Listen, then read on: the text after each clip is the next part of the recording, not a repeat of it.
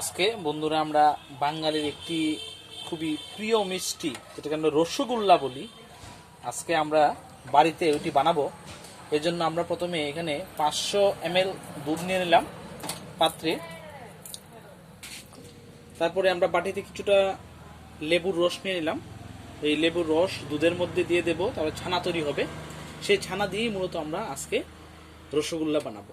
তো প্রথম আমরা এখন একটু একটু করে লেবুর রসটা ঢেলে দিচ্ছি, ঢেলে নাড়াতে হবে।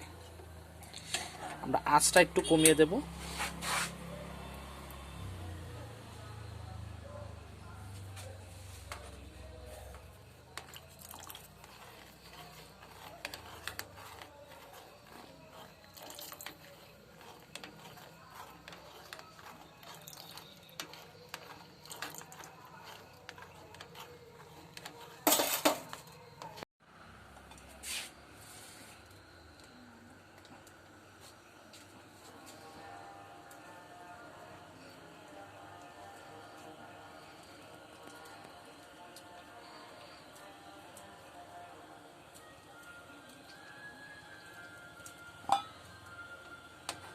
খুব সুন্দর ছানা তৈরি হলো, কিন্তু আমাদের আজকে দুধওয়ালা দুধের জলটা একটু বেশি দিয়ে ফেলেছে।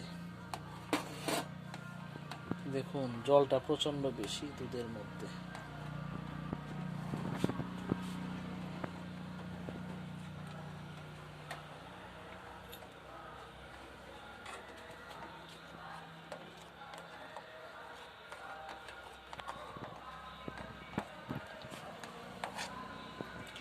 কি সুন্দর ছানা বন্ধুরা, এই দেখুন, এই আমাদের ছানা, সুন্দর ছানা তৈরি হয়ে গেল।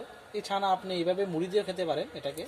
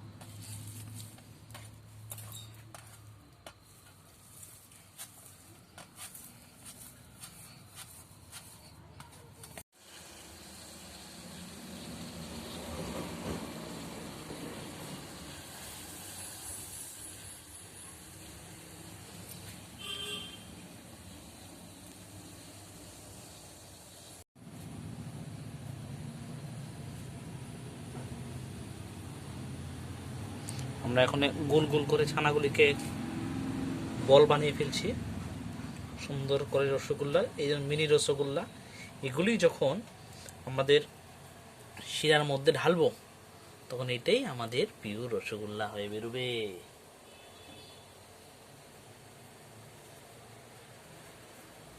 রসগোল্লাগুলিকে এখন আস্তে আস্তে আমাদের শিরার মধ্যে ছেড়ে দেবো।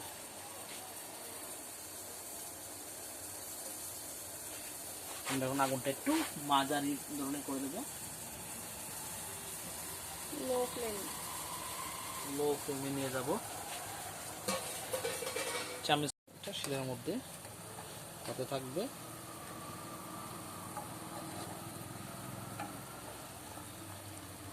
ফুলে আস্তে আস্তে বড় হবে বন্ধুরা।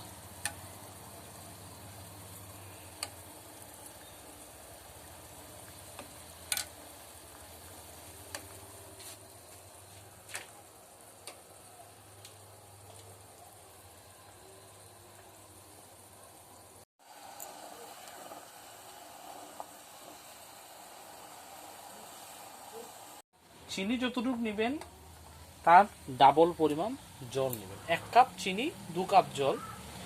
তারপরে এই শিরাটাকে মধ্যে আপনি ছানা গোল গোল গোল ছানা গোলাগুলিকে ছেড়ে দেবেন। তারপর অল্প আগুনে এই দেখুন মিডিয়াম জাল দিতে থাকবেন। সময় লাগবে বন্ধুগণ, 15 থেকে 20 মিনিট সময় লাগতে পারে।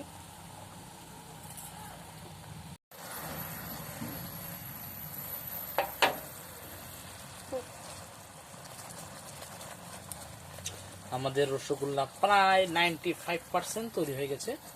এখন আমরা একটু শিরাটাকে গাঢ় হতে দিয়েছি, তাহলেই আমরা নামিয়ে ফেলবো। প্রায় তৈরি। এখন আমরা এটা প্লেটের মধ্যে নামিয়ে নিচ্ছি।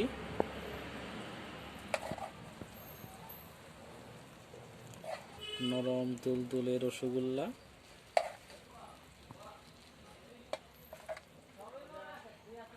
ডালো ডালো।